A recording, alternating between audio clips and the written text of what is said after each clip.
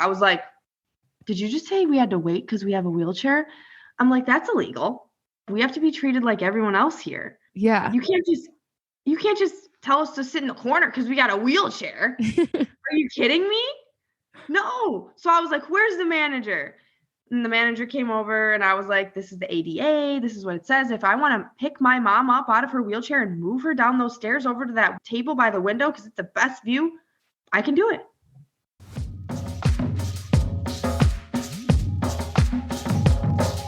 Hey y'all, and welcome to Culture Cult, where we are one podcast with 197 countries to explore stories and history from. I'm your host, Marie, and this week we are doing travel stories. So that's when you send in your best travel stories to be read aloud, and we hear from guests on their favorite travel stories also. So send in your favorite travel stories to our email, culturecultshow@gmail.com. And remember to comment, rate, and subscribe to the show. Cheers and enjoy.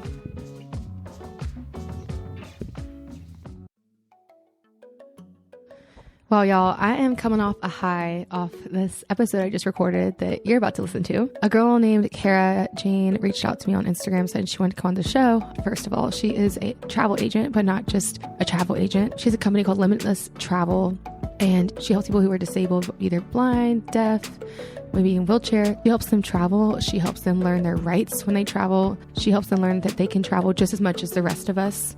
I found her so impressive. She taught me a lot about how adversity can happen in your life, but you can make the best of it. And she really, really has. She's inspiring, but not to mention she's freaking hilarious.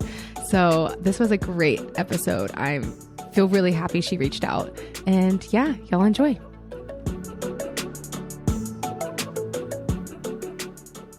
My travel agency's whole point is to help people that have disabilities be able to travel with accommodations. So wheelchair access, or I don't know, Braille, or maybe they're deaf and they need devices to be able to talk with, like back and forth, or an interpreter. People are like hesitant to travel because of their disabilities. So finding people who can travel who've had disabilities, I think that would be super intriguing for people to see, because there's so many disabled people in this world. And I would be really grateful to be able to open up the eyes of other people who are disabled to say, hey, there are ways that we can all travel and enjoy. That's why my travel agency is named Limitless Travel. So that's what I would like to do. It's kind of like out there, but I met this person who runs this travel agency out of New York who said they have a bunch of deaf people that want to travel. So there is a network for it out there. It's just kind of like finding the niche, right? That's honestly incredible and so needed, because I feel like, honestly, traveling's hard in general, especially if you have the means that you have. And then just take away, like, think about, you have to get to the airport, you have to get the Uber, you have to, once you get there, there's all these languages you're hearing, or maybe seeing things you've never seen before, and take away one of your senses. And that sounds terrifying. And so to have like a guide or someone to help you through it, because everyone does deserve to travel. We're all born onto this world. We all deserve to go see it, you know? And I've never personally, I've never even heard someone having a travel agency like that. That's admirable. Thanks. Yeah. So I was with a deaf person for 7 years as my partner, and we traveled all over the world. So I'm an interpreter as my regular job. That's what I do for deaf people. So I'm like an interpreter for deaf people, but I don't want to interpret when I go on vacation. Yeah. Like, I want to enjoy the tour. I don't want to interpret the tour. I should be getting paid for this. I'm paying to go on a tour to work? Like, no. Yeah. So I will call all these places in advance, and I would ask if they provide interpreters. And I would say 90% of the places in the United States were more than willing to either have a script of the tour so we can read it, or provide an interpreter, and everything is free, because Americans with Disabilities Act makes it to where America needs to make everything equal access. So if it costs them money to make it equal access, that's on them. Yeah. They can't run a business without having equal access for everyone. That's Americans with Disabilities Act. So it's like, you have to be able to know what to call and say for them to not be able to deny you the services, and then you can go. And I got interpreters so many places, and I would get there and I'd be like, I'm an interpreter. They're like, you're an interpreter? I'm like, yeah, and I don't want to work. I promise I won't watch you. Just interpret for him. We're good. Yeah. Wait, that's so interesting. Okay. So you said you dated someone who's deaf for 7 years. When y'all started dating, was he deaf, or did he become deaf? He was deaf when I met him. Yeah. So I had already been an interpreter for maybe like 2 years. And a friend of mine was like, oh, you know, sign language. I know this deaf guy. You should talk to him. And I'm like, I okay. So I went and I talked to this deaf guy and I ended up dating him for 7 years. Oh I my didn't even know there God. was like a deaf person in this town. I was like, where did you come from? But like honestly though, y'all dated for 7 years. That's insane. But how did you get into ASL before him? Like how did you know I want to get into this? Um, okay, so it's kind of weird how it kind of pushed me down that path because I took sign language in high school instead of Spanish at the end. So I Wow. took Spanish for 2 years, but we need like 3 years of foreign language. So the last year I took ASL 1 and 2, and I loved it. Like we had to sign a song for our final, and I just was like teaching all my friends to sign the song. I'm performing this song for everyone. Like I was like, come on, we're gonna sign the song, listening to the same song over and over again. Everyone's like, stop. Um, but yeah, and my mom became disabled. She had Lou Gehrig's disease and she passed away. And she kind of knew at that point that it was going to happen. And she knew that I was good at sign language. It was a 2-year degree. I could start working, I could have a career. And so Wow. she kind of pushed me to do something that she could pay for. I won't have any student loans and I could start working and taking care of myself because I think in my mom's eyes, she really wanted that for me so that she could die and not feel guilty that I wasn't ready to be an adult. Yeah. Um, it's an unfortunate that my mom passed away, but at the same time, she was so sick and very much Mhm. disabled towards the end. So better for everyone. And she set me up in this way so that I could be able to take care of myself. That's so So it was a beautiful.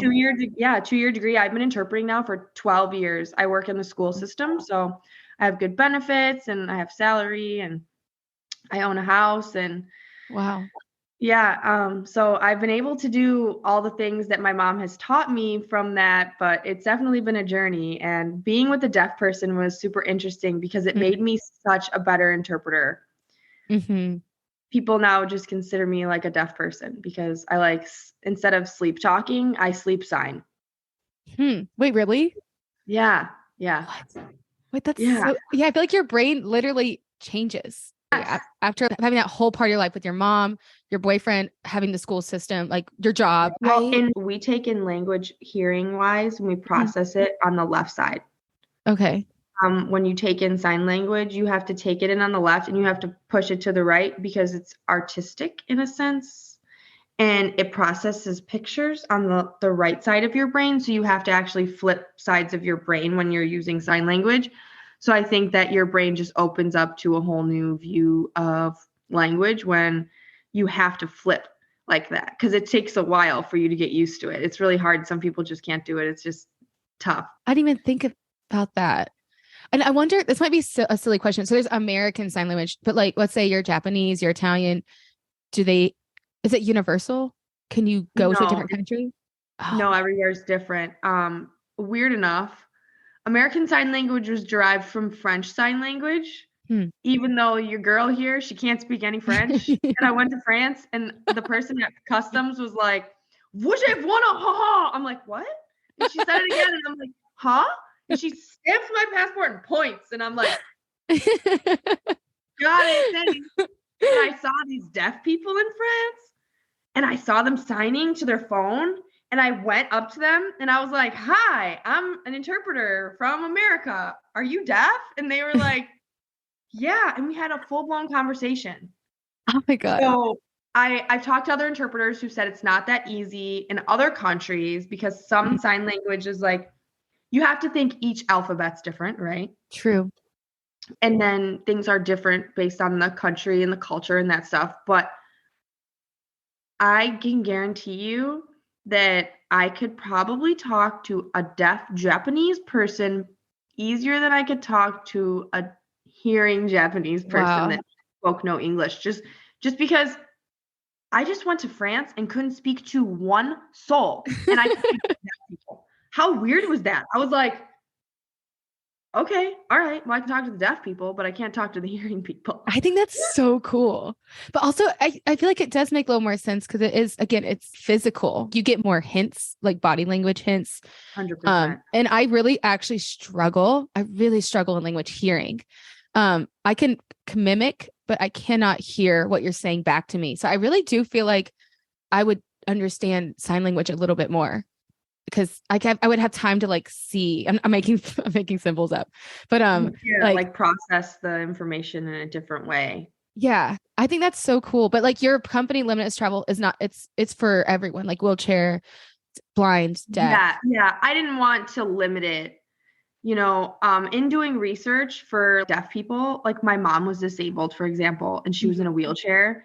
Mhm. And we were at Disney and they told us that we couldn't go up to the Cinderella's castle even though we had a reservation. We had to wait because we had a wheelchair. I was like, did you just say we had to wait because we have a wheelchair? I'm like, that's illegal. We have to be treated like everyone else here. Yeah. You can't just tell us to sit in the corner because we got a wheelchair. Are you kidding me? No. So I was like, where's the manager? And the manager came over and I was like, this is the ADA. This is what it says. If I want to pick my mom up out of her wheelchair and move her down those stairs over to that table by the window because it's the best view, I can do it. I love We that. have 3 people here. I can pick her up. You know what Yeah. I'm saying? But you never even asked.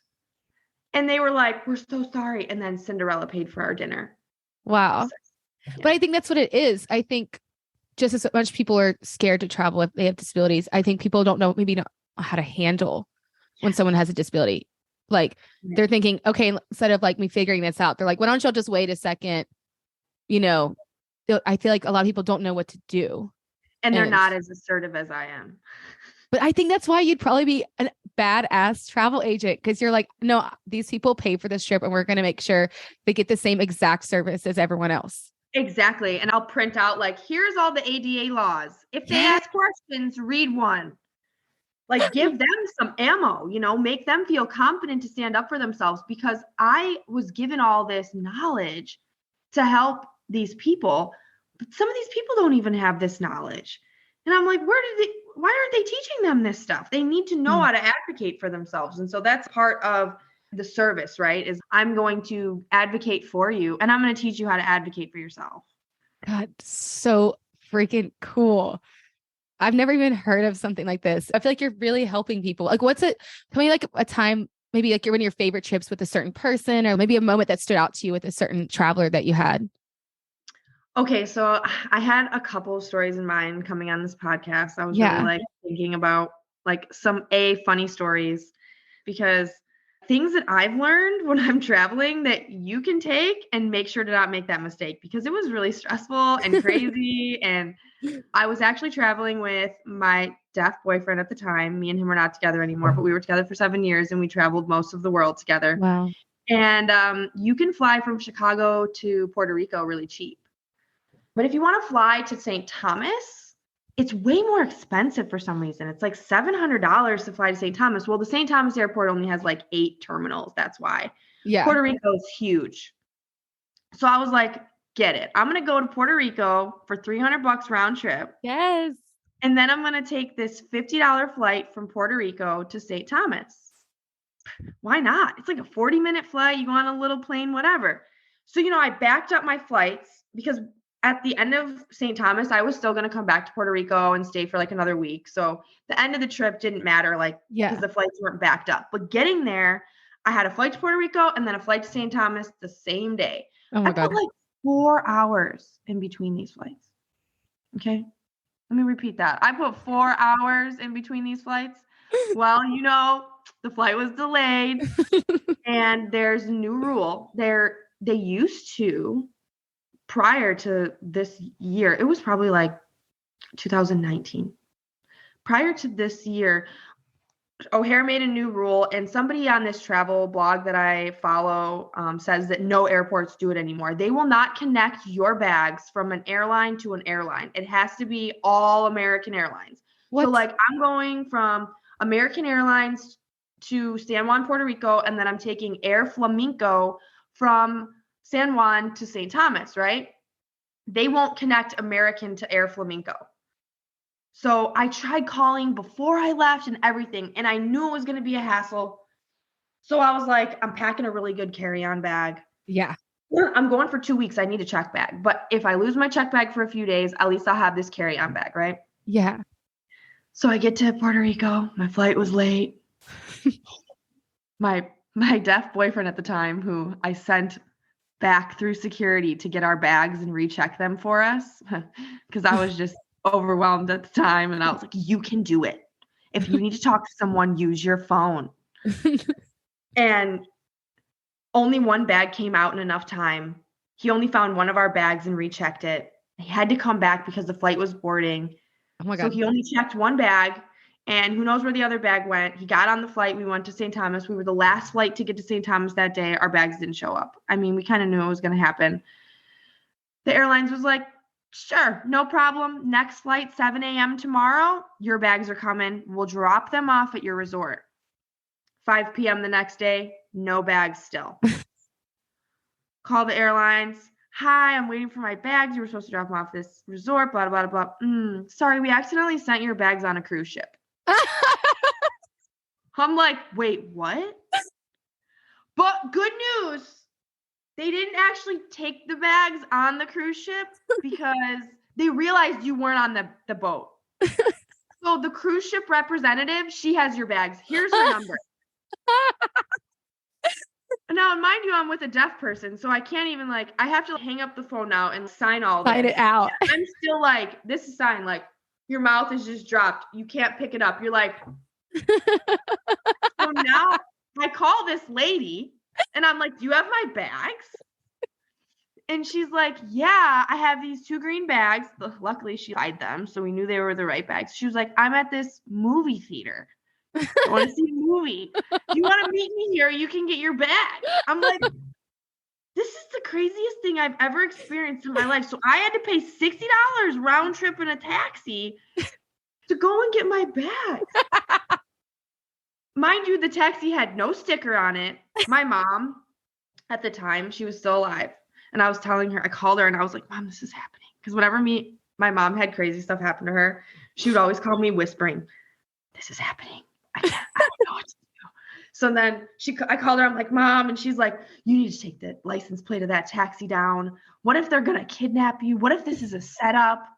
And I'm like, oh my God, I'm driving to get my bags into my death.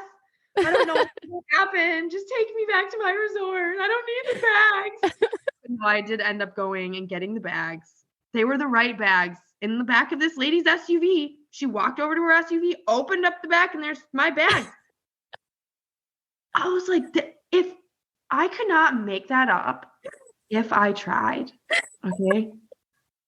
When we left, and this is also a good tip for deaf people, when we left, and actually all disabled people can cut the line at the airport. You don't have to wait for security if you're disabled.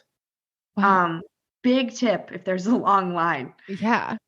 We get back to the airport to leave St. Thomas to go to Puerto Rico, and we were late. And the line was long. Here's me. The airport only has 8 terminals. How long can the line be, right? Well, your girl was wrong because it was really long. And I was like, we're going to miss our flight. I was like, go up there and tell them you're deaf. I was like, just do it. Use it. I'm going to stand behind you and say nothing.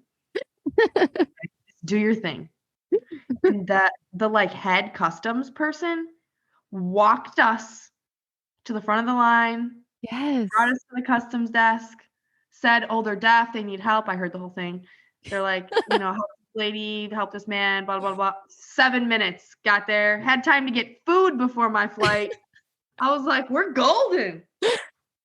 So yeah, it was an interesting trip to say the least. Lots of stressful moments. But moral of the story, if you're going to connect separate airlines, I would suggest maybe staying one night in between the flights. Yeah.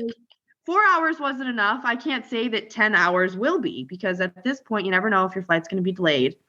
And if you have to get your bags and recheck them and go through security, it takes a long time. So just got to be aware of that.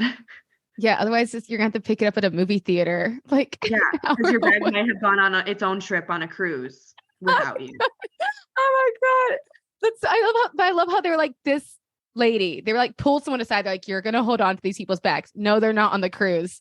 And she's like, well, I have a date tonight. She's like, I guess I'll Right? just bring them. It was so This weird. isn't going to stop my life.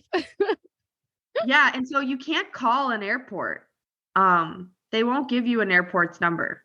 I don't know if you've ever known that. You can't call an airport. You can only call like American Airlines or some number. You can't just like call directly to the airport. Well, by the time I was done with this trip, I had the St. Thomas airport's number. And I was calling directly to the person at the Air Flamenco because we talked about this so many times. When I got back there, they were like, well, hello, Miss Riffle. And I'm like, well, my last name is Anderson, but because the bags were in his name, they just kept calling me Miss Riffle. And I wasn't about to like no, don't fight it anymore. I was like, but yeah, cool. I'm glad you know me by name now when I show up. Like those people at the St. Thomas Airport knew who I was. Oh my God. I really feel like flights go either way. They're either smooth or they're the worst 72 hours of your life. It's either or. But honestly, that's a good tip though. Find yourself a deaf boyfriend to travel with and you could jump the lines. Like who knew? Karma's a real thing though. Did he know the benefits that he could get while traveling? And so did you find that out for him? Yeah. So I actually find out from another deaf person. So they were like, we went on a trip. And then the next time the friend was like, aren't you taking advantage of all these things? And I'm like, I had no idea. I will do that next time. That's so cool. I had no idea with that. And I know you travel to Mexico a lot. Did you travel with him there? Because I love Mexico. And I just saw you go there a lot. Yeah, we did before. This year, I actually went by myself, which was really interesting. Halfway to my trip to Mexico this year, they turned the flight around because there was a security breach in quotation marks at the Cancun airport. And we were like an hour and 45 minutes into this 3-hour flight and they turned us around and everyone on the flight was like, what? And I had just changed my flight 48 hours before from another vacation. It was like something happened and then I changed it and I was like, all right, if I'm going back to Chicago, there's no point. And then they turned us back around. 20 minutes later, they're like, we're good. We're going to Cancun. When I got there, there was some baggage claim belt that snapped and everyone thought it was a bomb and they went running. And then one of the people out, like after I got off the plane, they were like, yeah, some drug dealers did that to distract the security so they could smuggle some drugs through the airport. And I was like, really? He was like, well, I think so. And I was That's like, smart. Okay, so did that really happen or not? What was it? Was there a security breach? Was it the baggage claim or was it the drug smugglers? I mean, you never know with the cartel. Yeah, true. I mean, that's low-key smart. Like, props. Right? I know. But I'd rather them do that than be like, bomb, schmom, let's fucking go get your vacation on. Yeah, I guess as soon as it happened, they shut all the runways at Cancun down. The pilot said no one in the world could land there right now. Wow. That's crazy. Yeah. So imagine if you're on the ground near Cancun, an hour and 45 minutes away from Cancun, and you just see all these flights. I know. 20 minutes later, they come back the other way. I'm like, the person on the ground had to been like, man, that pilot is drunk. Yeah, they all are. Oh my God. Wait, where do you go in Mexico though? Because I've only been to Mexico City, which I love Mexico City, but I've never been to like the coastal areas. So I went to Cancun and I've been actually all around the Yucatan. So like Cancun is the peninsula of on the one side is Quintana Roo, it's the state, and the other side is the that's where I want to go. State. And I've been to both sides. So I've been to Merida on the one side and then Cancun, Playa del Carmen, Tulum. Down a little bit farther is this place called Bacalar. Amazing place that everyone needs to go to. It's like blue waters, some of the best. I also went this past July, I went to Puerto Vallarta. And talk about the sunsets. Dang, every night. Every place you're at, you can see it because there's like mountains behind you, resorts and like the little Airbnbs. And I stayed in both. I stayed in an Airbnb and a resort. So I got to see like the culture and go and hike in the mountains and see waterfalls. And so Puerto Vallarta is really cool. Also off of Puerto Vallarta, they have Islas Marietas. It's a national park, and there's only 3 places in the world where you can see the blue-footed boobies. They're the the birds. They The kind of bird? look like ducks. Oh. They're called blue-footed boobies because they have blue feet and like a Oh, bluish colored beak. Yeah. oh my Yeah, God. you can see them in the Galapagos Islands is one of the places. Another place south of Puerto Vallarta off the coast of Mexico, and then here. There's only 3 places that they live in the whole entire world. So Wow. it's a 3-hour boat ride. So the day was like 13-hour long excursion. But on the way there, you enjoy the ride and then you get to do all the fun like water stuff. You can go to all these different like add-on excursions once you get there. And then on the way back, they had this crazy party because they didn't want anybody to drink until after the water activities. So then once everybody is done, then we got for the 3 hours back, it was like a huge party. There was all these Yes. games, guys against girls. It was awesome. If you go to Puerto Vallarta and you get a chance to do that trip to Islas Marietas, Okay. I mean, the experience as well as seeing the blue-footed boobies, which is a really rare thing, Yeah. totally worth it. It wasn't even that much money. Like that excursion wasn't that, I think it was maybe $100, Yeah. But which like with all 2 that meals were though. included and alcohol. Yeah. Oh So God, I love Mexico. But I've always wanted to go to that area. Because personally, I don't want to do Cancun and Tulum unless you have a different opinion, but it sounds like it's very touristy. It seems like. yes. So my best experience, I stayed in Playa del Carmen in an Airbnb. Okay. In the summer, the Airbnbs in Mexico, I paid like $40 a night. Yes. And it was a brand new building with a rooftop pool. I met some of the coolest people. I mean, I ate dinner up on the rooftop pool. Like there's like a kitchen area that's communal. We ate dinner there like every night with all the people that we would meet at the pool. There was this one guy that had an apartment there that was from California, and he would come up with all of the ideas and be like, okay, let's go get food here and bring it back, or let's make food here, or let's do this. And it was way more like culturally, I felt like I was a part of Mexico. Yeah. And then a few years back, I met someone in Playa del Carmen, a friend of mine that I've always stayed in contact with. And I invited their whole family to my Airbnb, and his mom made an authentic Mexican dinner, and we had like a Yes. whole party up on the rooftop. And I couldn't do that at a resort. You know, only people that are at the resort are allowed to come there. There's no communal, and the pool, there was maybe 5, 6 people in it every day. There was not very many. I mean, the building wasn't that big. The only good thing you get to experience that's sarcastic is Playa del Carmen loses electricity a lot, but the resorts have generators, so they don't. But I was in an elevator without air conditioning when No. the power went out. That's my Thank hell. God. I was like, this is it. This is where I die.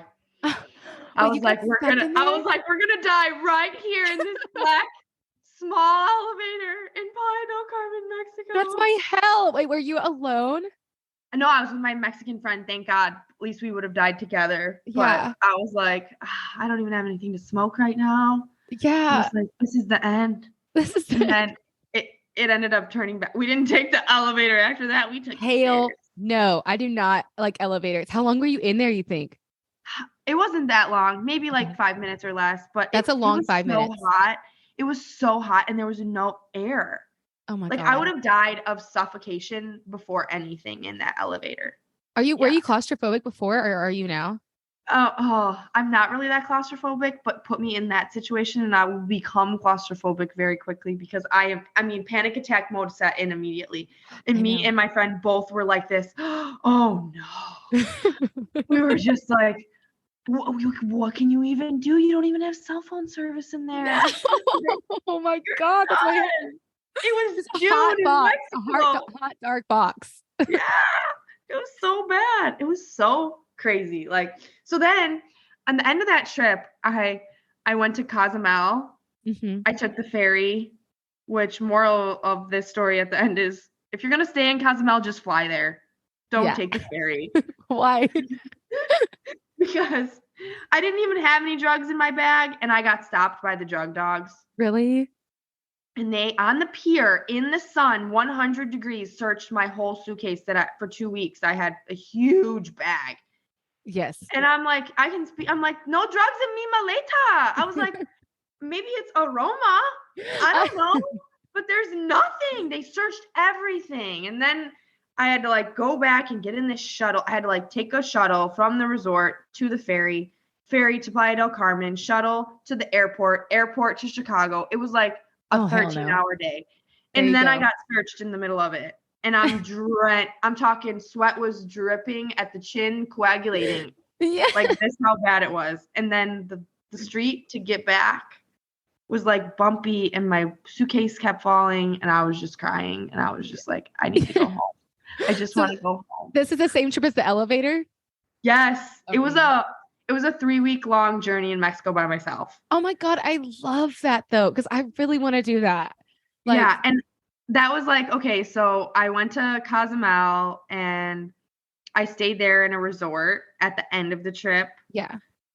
But Cozumel is great because people just go there on a cruise, but Cozumel is great to just go to Cozumel and stay in Cozumel. It's less touristy than Cancun and Tulum. So if you're going to go to that side, go to Cozumel. The sunsets, the sunrises are both beautiful there. There's so much of Cozumel that's untouched.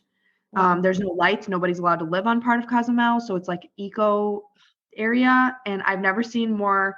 It was like a sea turtle highway on this one beach because there's seaweed. None of the tourists really go there because there's no resorts near there. So, I mean, I saw sea sponges and all different forms, like the soft ones and the hard ones and sea turtle eggshells and nests, and nobody has even walked over all their. It was like it was literally a sea turtle highway. So Cozumel is it, but fly to Cozumel because the ferry and the drug dogs are totally unnecessary to go through on your 13-hour journey home when you don't even have any drugs in your bag. Like, I'm like, come on, I'm going home right now, please. Yeah, like please. I was like, necesita aeropuerto, Chicago, vámonos. Because I can only speak certain words, so the sentences don't make sense. Yeah, literally. But they understand the vocab, okay? Yeah. Also, I'm sweating. Oh, it was so. And I was going to the airport, so I actually had shoes on and socks. Worst idea of my life. No. Because that helps me a lot because I do really want to go to Mexico. That I've had a fascination with it. My ex was from Mexico City, and ever since I went, and he used to teach me Mexican music and culture and like the food and the shows. I'm obsessed with it, but I have never made it all the way down there, and I really want to. I want to go to Quintana, and then I want to go to Belize. Can I go jump in between? Have you been to Belize?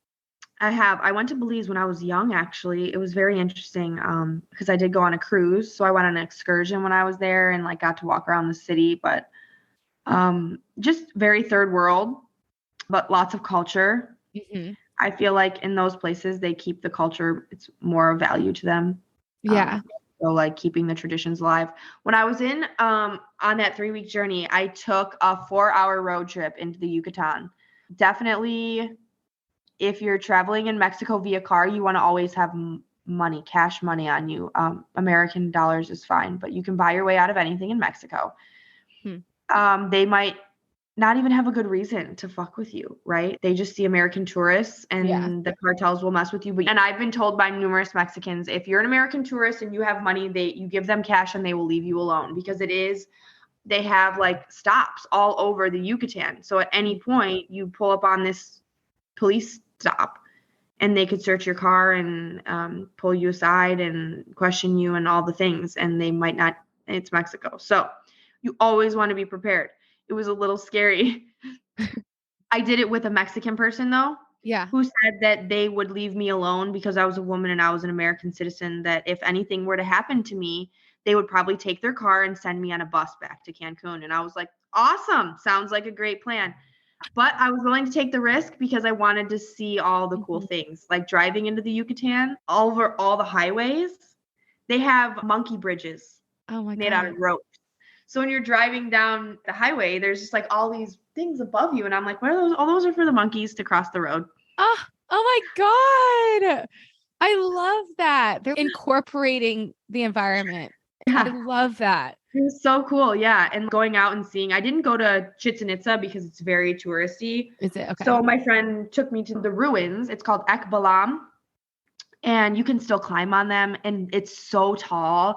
And the Mayans covered up all of these ruins with dirt. They made them into hills because they wanted to preserve them. They didn't want anybody to know that they were there. So Wow. then finally someone decided, well, this part of Mexico doesn't naturally have these hills. That's really strange. I wonder what's underneath here. There has to be something.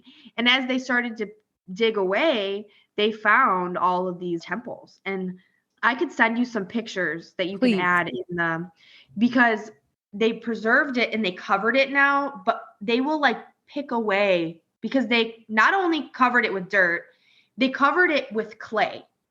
So it's almost like a concrete cover on everything. But when they chip away really lightly at all of the clay, it's like these white sculptures that they like. I mean, the artistic work is amazing that they could do that back then.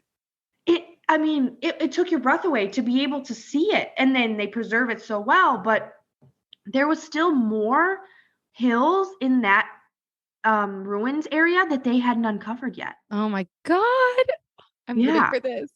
Yeah, it was super cool. But like I said, it was a scary 4-hour ride from Cancun into the Yucatan, but I got to experience so much cool things. As long as you have cash on you, you can totally do it. People are so afraid to leave the resort parts of Mexico because of this. And some people looked at me like I was the craziest person alive, but I personally, I'm like a risk taker because I want to experience the world. Same. And Yucatan has those pink lakes. They have some of the best cenotes you will see. Oh my God, cenotes.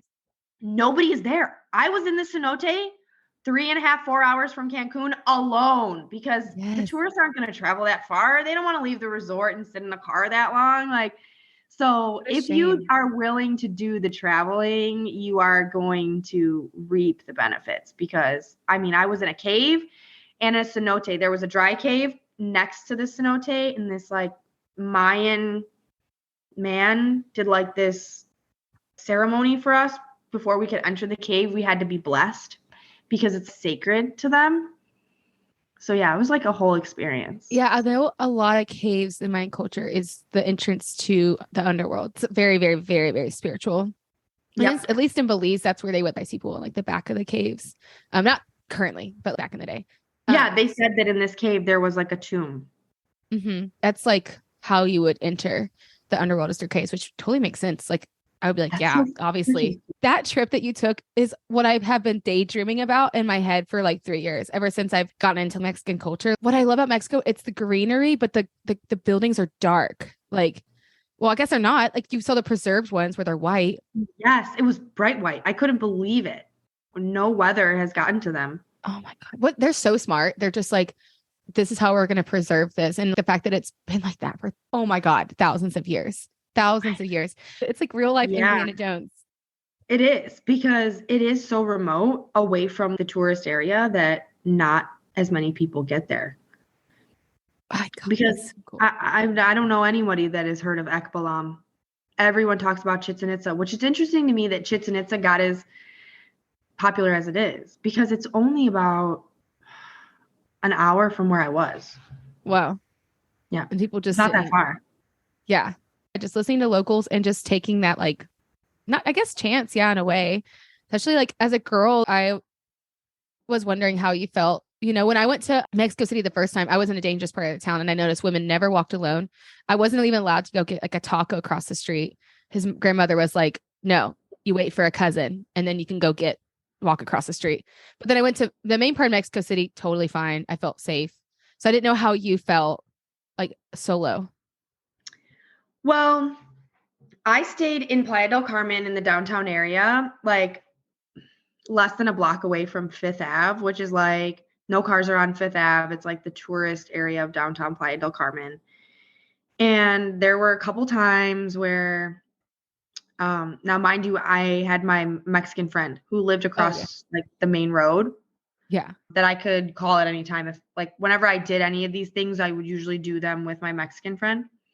But then again, I'm by myself. So like at nighttime when I wanted, like, I needed something from the damn 7-Eleven or whatever, and it was like 10 p.m. And I thought to myself, in my town in the United States, I would go out at 10 p.m. no problem and get whatever I needed from the gas station. Yeah. I'm right here by Fifth Avenue. There's so many people walking around. Like if I screamed, I'm sure somebody would help me. Yeah. And so I just did it. But I didn't have anyone from Mexico to tell me no. And I was just like, yeah, well, all right, taking the I chance. honestly think like in general, just play things by ear and by your own instincts, and then just listening to people, like the Well, last time I went to Mexico, though, we were in an amazing mountain town called Tepoztlan, and the guide said, everyone leaves at night because the gangs come in. And I'm like, okay, like pay attention. Are there people out? Are there not? Like in the town, people did leave after 6 in that town. So just kind of observing your surroundings, but also play it by ear. Also, you can put weapons in your check bag to an extent. I can put mace and I can put in like a pocket knife. What? I always bring those two things with me in my check bag when I travel, because then when I get to Mexico, I just readily have my knife and my mace. So I keep that shit in my fanny pack wherever I go. Oh, that's so, I didn't even know you could do that. Like Only in your bring check bag. Only in your checked bag. I have these weapons because I'm going to a country by myself. You know what I mean? Funny, when I was searched on the pier in Playa del Carmen coming back from Cozumel, Yeah. excuse me, there were these people. I was sitting next to these people on the boat on the way. They were staying in Cozumel, coming to Playa del Carmen for the day from California. And they saw me getting searched alone. And when they finally let me go, because I didn't have anything, those two people were waiting there. Oh my God. And they were like, you're our daughter's age. We weren't going to let you go to jail by yourself. They're like, we don't know what you have in your suitcase. Like, we were going to report it and put it on the Facebook stories, but we would have saved you. That really, like, it gave me goosebumps to think that these strangers were going to be there for me. I was like, that is so you never know. If you're an outgoing person and you're not afraid to talk to people, you never know who might throw down for you, Yeah. Yeah. I feel like when you do travel, and it is really important to try to make connections in any way, though it's kind of difficult. Even as an extrovert, sometimes I get a little bit shy. I was wondering, when did travel come to you? Did y'all do it a lot as a kid, as family, or like did you randomly do it? Yeah, my mom was big. Really? She loved to she had a boat. So we were always just going everywhere with our boat. I live right near Lake Michigan. So every weekend we would just go downtown Chicago, and then you could take from the boat, you could leave from downtown Chicago and go to like New Buffalo, Michigan or Saugatuck, Michigan, and the coast of Michigan. Oh. I mean, if we're talking about traveling in America, in the Midwest, Michigan is number one of all the places. Like, Really? I've never seen places that look like Mexico other than Michigan. Like, the waters are a lot colder, but it looks like you're in Mexico. I've never seen blue water like that anywhere else. So Michigan is amazing. And I grew up, my mom just had this love for travel. So when my mom passed away, that's when I was like, I'm going to live my life. I don't have any immediate family. I don't have a mom, a dad, or a brother, sisters. I don't have a significant other right now or children. I have a dog, which of course I love her very much. But if something happens to me on one of these trips, here's me, YOLO. Like, I went out living a great life. Like, that's how I'm going to see it. So I'm willing to do things, and I'm willing to take risks and go places that maybe people would be a little bit hesitant to do. And it's just because I want to be able to live my life to the fullest. My mom died at 56 and my real father died at 63. So I'm 34. I mean, I'm like halfway. So I better start living it up, right? And traveling gives you such a perspective. You leave this one place where you're rooted to see all this other stuff and how people live their lives and what are they grateful for and how do they appreciate this world and all the things. And I think it's super important when you're having a hard time in your own life to get out and get these perspectives, because perspective changes so much for me. And to see someone else living, like, for example, driving through the Yucatan of Mexico, there are towns that you go through that are all shacks. They don't have air conditioning. Then between the towns on the roads with the monkey bridges, you got people riding bikes with like deliveries and like people, like a taxi bike. And it's 100 degrees outside. And they are biking between towns to make money. Like, you are humbled. All right, you're put back a little bit because you're living in America. Like that doesn't happen over here. And it is just perspective. You see all that and you're like, I can be more grateful for what I'm doing every day, knowing that these people are grateful doing this. I was listening to a podcast. Dak Shepard has an amazing podcast, and he's talking about poverty and how it's whenever you feel without. So maybe in their community, they don't feel without because their neighbor also rides the bike and their mom's always rode their bike and they have a community. And like, but I think if you put that person in the resort town, suddenly they feel poor, you know, just how if I was put somewhere like that, I would feel without, you know? So I think we're always like, oh my gosh, they live such different lives and everything. And they do. But I also think they have a lot of stuff that we don't have. And I think, and a big thing that they have is community. I was in Thailand. I was on it was like little boat tour. It's so fun, very touristy. Again, I walked maybe 15 feet from the tour. I see a community of people living under a bridge. And they were smiling like, hey, like, well, they weren't saying, hey, obviously. Like they were like, look at this, look at what I have. And I looked at them at shock, but then I sat there with them for a little bit and they have, I don't know what they feel, but they definitely have people like, but I just went like 15 feet away from the tourist spot and they're living under a bridge and all the junk. So I think perspective, it's freaking huge, but also maybe they have stuff that we don't have, you know, because of it. Well, it's weird because, you know, Tulum is like up and coming. And if you want to stay in Tulum, the resorts are so expensive. You go to Tulum, I'm still kind of speechless. Here are all the tourists. And then like across the street is the ghetto. And it's like tarps and, you know, boxes and this is their houses. And it's all one, like connected. And there's like little pathways through it. But my Mexican friend said that that's like a little town. You know, he's been in there before. He lives across from in a neighborhood, which is like a townhouse, and the windows have bars on them. No air conditioning or heat, and no hot water. But has a house, has like brick walls and stuff.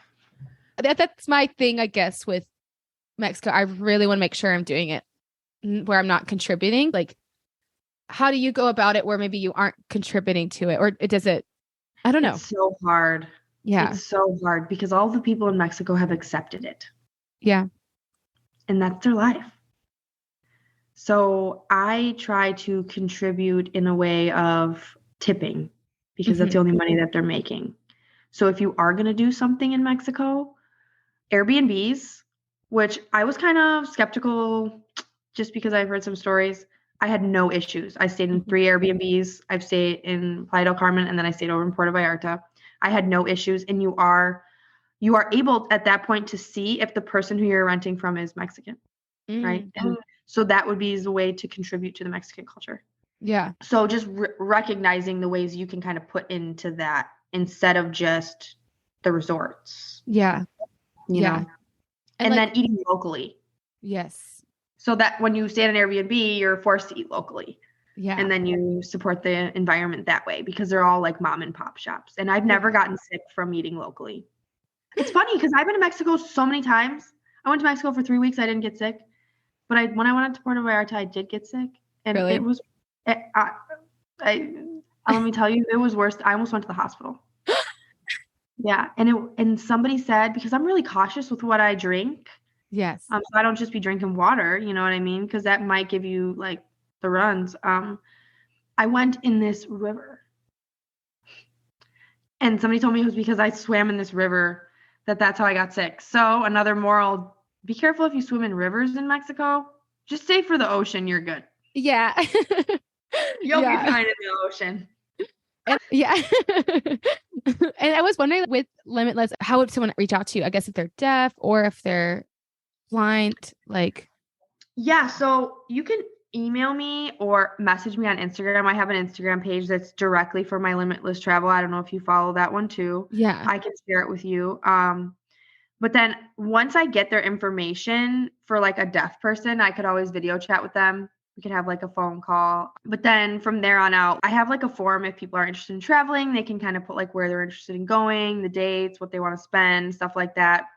Or if they're just questioning, I am doing my own written blog. It's called Wondering Where to Travel. And it's all of the places that I've been and featuring all of my favorite things. So I did one about Playa del Carmen, Cozumel, Puerto Vallarta. I have one for Christmas time in Chicago. If you do ever actually want to come to Chicago in the winter, it'll give you a guide of like, okay, come at this time, see all these fun things, and then leave before it gets too cold. Yeah. So I have all those recommendation wise. And then my travel agent services are pretty much a free service because I'm getting a percentage of what I book for the hotel or the resort. So I think people tend to shy away from using travel agents, but I'm not looking for anything more than to just help you out and guide you and give you advice on if something comes up or if something happens. I've called the resorts or the hotel mid-trip to mitigate a situation and say, hey, I'm the travel agent. I want my client to be happy just as much as you want our client to be happy. And so, these types of things. And it's been a learning experience and growing. And I've booked a lot of trips this year for friends, people randomly on Instagram who message me. It's super easy to get in contact with me. Yeah. I work with deaf people, but I'm very versed in the Americans with Disabilities Act. So just fighting for any person that's disabled to be able to get what they deserve on a trip, like we get. Yeah.